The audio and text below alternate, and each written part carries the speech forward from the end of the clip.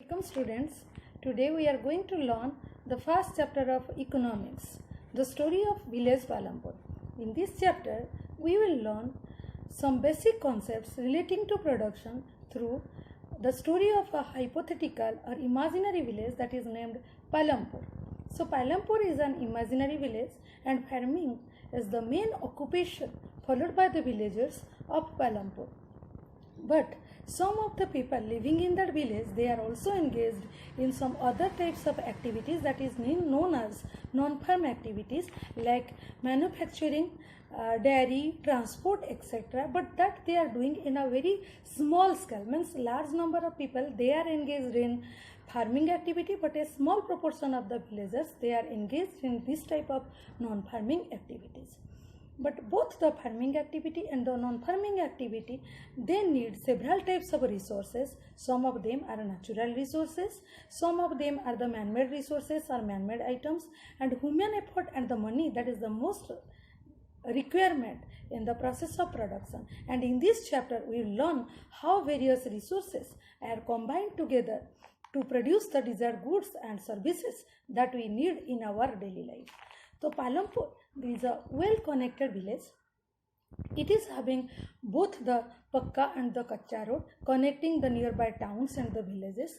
All types of transport facility from that bullock carts, then tanga, to that tractor, jeep, motorcycle, bus and trucks. All types of transport facilities are available in this village. The village is having 450 families from all the castes, including both the upper caste and the lower caste. But 80% of the people they belong to the upper caste, and they live in the village, and they live in the pakka houses, and they own the majority part of the land which is available in the village. And a small proportion, means only 20% of the people they belong to the SC families.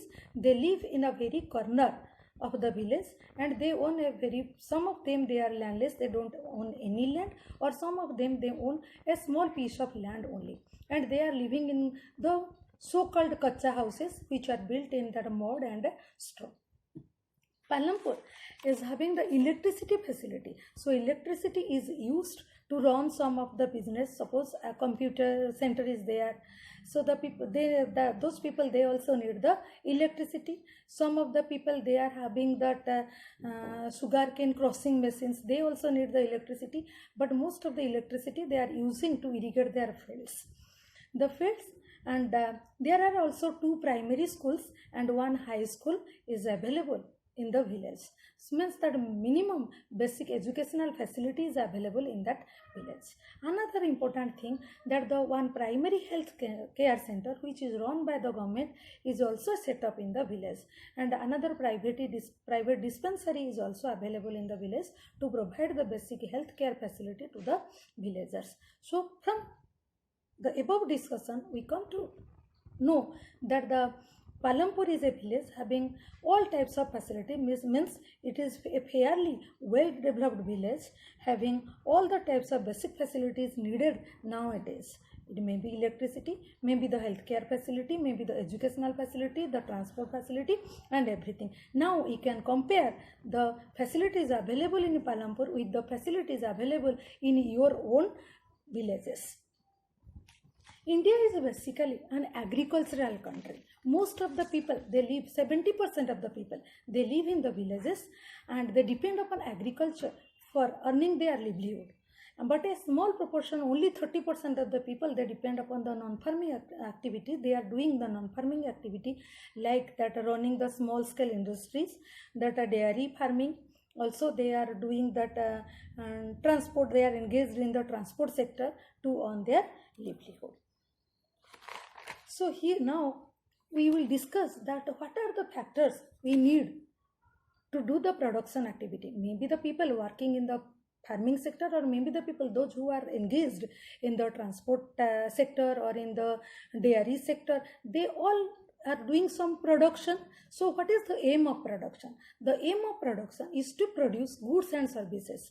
Take the example, suppose the person who is engaged in the farming activity, they are producing the food items like your rice, wheat, vegetables, fruits and all these things. But the people who are engaged in the non-farming activities like the transport, they are providing services.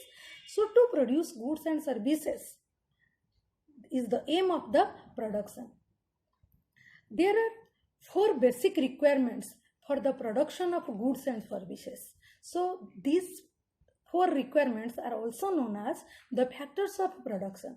The first requirement is land. Land is the most important factor of production or most requirement to do the production activity. In this land, the other natural resources like our water, forest and minerals are found, which are also used in the process of production. The second requirement, that is the labor. People who will do the work, that is the labor, means that the working force. Some of the production activities, they require highly educated workers, whereas some of the activities are there who need, what needs the activities that to be done manually, means that manual workers are also there in the production activity. Take the example, suppose it is a pharmaceutical industry who are producing the medicines.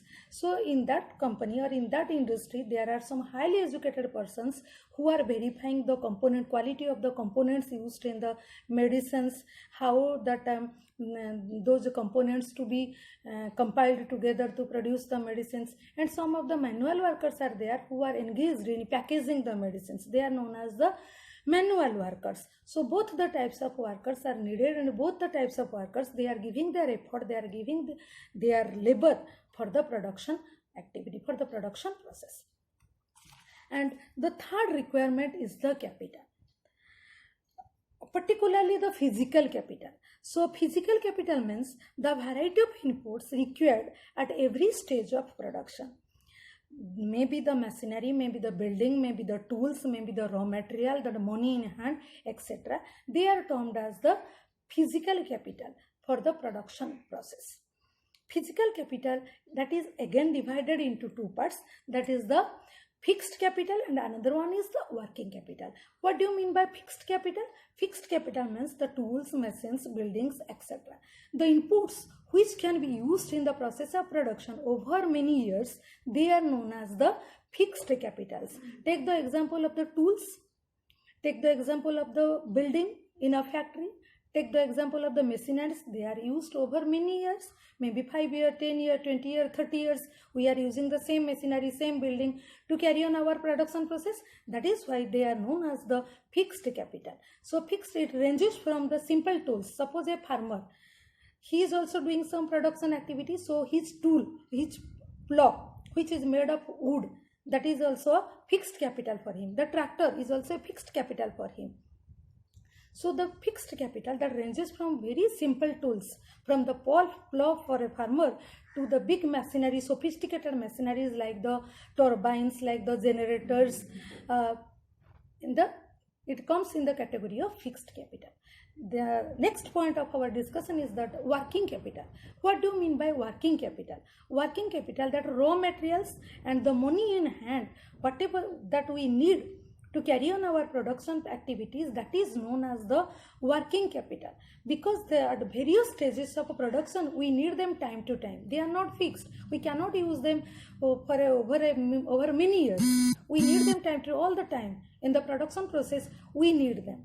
The raw material, suppose a yarn for a cotton industry, the sugarcane for a sugar industry, or that the seeds, insecticides, pesticides, fertilizers for a farmer, they constitute the working capital for the farmer and for the other industries. Money, we also need money in hand, means time to time we need the money to make the payments to the workers, as well as to buy some of the things, to buy the raw materials, we also need money time to time. So they are known as the working capital because we cannot use them over many years. Frequently they are used in the process of production. In each stage of production we need money as well as the raw material in any form. So that is why they are known as the working capital. The fourth requirement is the human capital. What do you mean by human capital? Human capital means we need some knowledge, we need the enterprise or the entrepreneurship to carry on our production activity.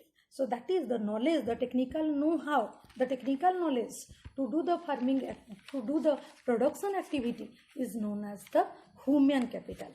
So at the end we can conclude that every production is organized by combining land, labor, physical capital and human capital, which is known as the factor of production. So if you are having any doubt, student, you can contact me in my personal number. You are having my number. Or in our next class, we will discuss regarding the farming activities done in village Palampur and how the land is distributed among the people, both the upper caste family and the lower caste family. So this much for today.